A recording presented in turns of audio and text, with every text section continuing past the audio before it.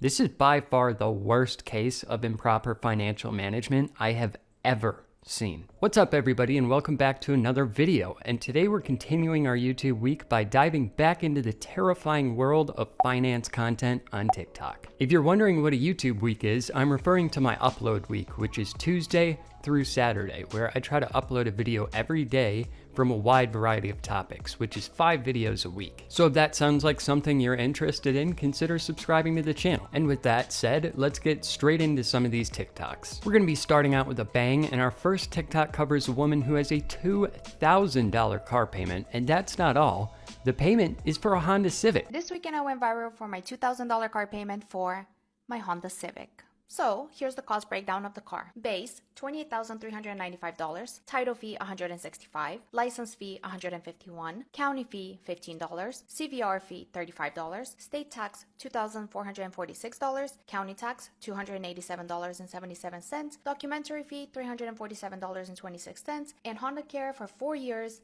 $990. In total, the whole loan was $32,832.03. Now, for those that did watch the whole video, my car payment is not $2,000. My car payment is actually $739.84. Okay, we've got a payment of about $800 per month, which is still quite high. Let's get some more details. I've been rounding up to $800. However, recently I've also started making about $1,500 to $2,000 of payments on top of that. That way I can pay off the car as fast as possible. My loan was for 48 months, which is 4 years, and my APR is 3.9%.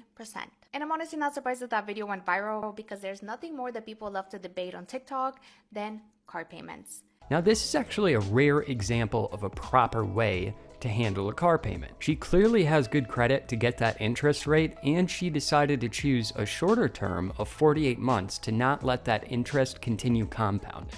She also made the decision to pay it off even earlier with those $2,000 payments to take that concept even further. She hasn't said what her income is, but clearly she's able to make this work. Without knowing that, it's hard to say, but my only thought there is I hope she isn't running herself too thin with such a large payment, just in case some unexpected life event pops up. And I say that with firsthand experience. This first one is a pretty good example of how to navigate the car world properly. And I wish I could say the same for the rest of these TikToks, but I can't. Let's get into some true horror stories. Next, we're hopping into a video of someone trying to, in a way, justify her and her husband's high car payments by calling out the many others she believes also have a large car payment. I want to know what y'all's car payments are every month, because I refuse to believe that I am the only person with a high car payment, and I refuse to believe that my husband is the only man with a high truck payment. In a way, she's right in that, but it really doesn't make her personal situation any better, so let's take a look. I don't know if y'all see it, but I literally see vehicles posted for sale now for like $100,000 to almost $200,000. That's really great that you often see cars for sale for $100 to $200K, but that certainly doesn't mean anyone is forcing you to buy them. The new Rolls-Royce Spectre specs out at around $700K on average, but I'm not racing to go buy one. And there is absolutely no way that people are purchasing these vehicles without paying a high car payment. So y'all are mad at me, and I know that I am not the only person with these high ass car payments. I'm not. And other people just might not be telling you what their car payments are, but there are a lot of people with these high car payments for absolutely no reason. Vehicles now are not the same cost as vehicles used to be. I can look online and find a hoopty, and it's going to be like $15,000.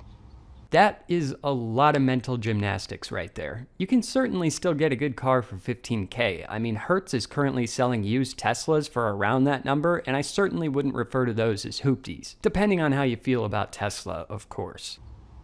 That is wild. So please, tell me what your car payments are, because I need to prove a point that I am not the only person in this predicament. Especially people that bought their cars a few years ago during the pandemic, because that is when the cars started getting really high, which is when I bought our vehicles. I actually bought my car during the pandemic, though it was before things started getting out of control, but Ram was running a 84-month 0% interest deal if you had good enough credit. It went both ways during that time. Car prices are absolutely out of control now though, so she definitely is right there. Let's hop over to another TikTok of hers to actually see what their car payments are. Well, after 3 years with my Tahoe, I am finally getting rid of it. Let me tell you why. So 3 years ago, if you're an OG on my TikTok, you know that I bought my Tahoe for a lot of money. And I love this car. There's nothing wrong with it. It's perfect. Everything about it is just, it was my dream car. It is my dream car and I absolutely love it. But I messed up 3 years ago when I bought it. So I bought my car and I financed it for $84,000. Okay, so we've got an $84,000 Tesla for one person. Which was fine, 3 years ago. But I have been making $1,400 a month payments for the past 3 years. And if you do the math, you will see that $1,400 a month payments in 3 years should be around $50,000 worth of payments. Yeah, well, I've only paid off $10,000 of the balance. So my $84,000 car that I bought 3 years ago is now still at a balance of about almost $75,000. And honestly, that blows my mind that I have paid $50,000 into this car and have only paid off $10,000 of the balance. Does this person not know how interest works? What even was her interest rate? So Friday, your girl is getting a new car. And honestly, at first I was scared and didn't know if I was making the right decision, and I had to think about it a lot and weigh my options and think about the pros and the cons. And honestly, today I just feel very content with my decision. 3 years ago, I was in a mindset of where if I wanted something, I was gonna get it. No matter what it was, no matter what I had to do, no matter how much I had to pay. I would work and get the money that I needed and I would buy it. We need to stop this mindset of buying something just because you want it. Just because you theoretically make enough money to pay for something doesn't mean you can actually afford it. If you thought that was bad, let's hop over to another post of hers detailing what her husband pays for his vehicle. Do y'all want to know what is worse than my Tahoe payment? You guys thought that was bad. Wait till you hear this one. It's my husband's truck. It really seems unsettling that she almost seems to be bragging about these terrible decisions both of them have made. My husband drives a 2020 GMC AT4 Sierra 1500. We bought it in August of 2022. There we go with that big smile again, almost like we're proud of this. Financed it for $78,000. He still has a remaining balance of, I think it's $72,000 or $74,000. I haven't really checked recently.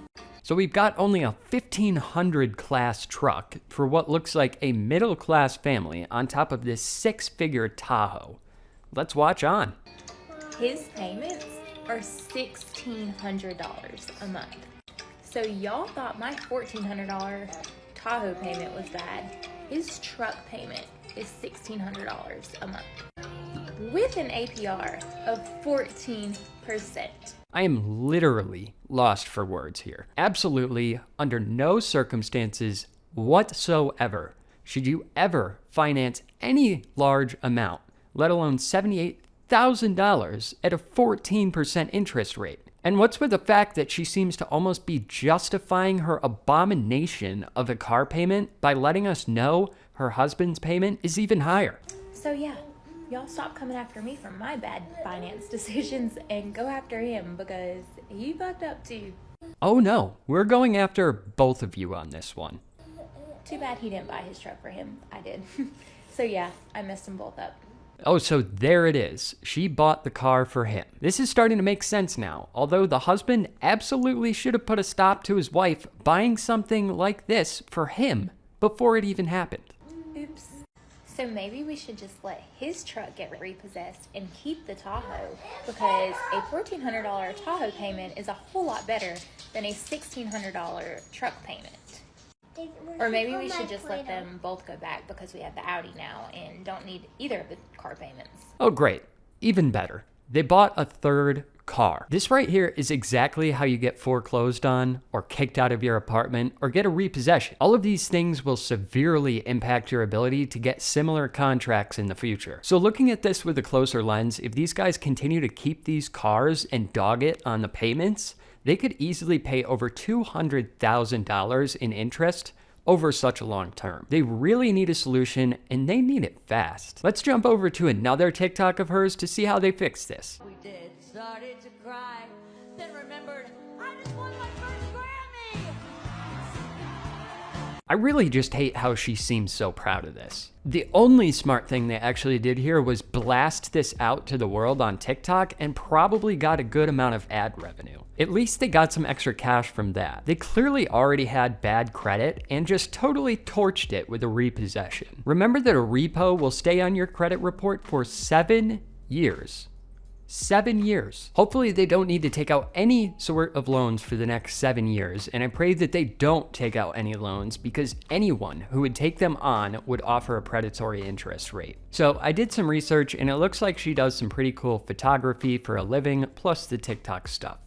And I really don't know what the husband does, but I really hope it's something that actually requires him to need his own truck. It is Texas though, and they are definitely the capital of pavement princess trucks. Not really though. Those people exist everywhere. Whatever they end up doing, I truly hope they turn it around. This is by far the worst case of improper financial management I have ever seen. Well, that's gonna do it for this one, guys. What do you drive and what's your car payment? Let me know in the comments down below. If you like this type of content, remember to like the video and consider subscribing to the channel. With that, I'll see you guys tomorrow for more financial pain.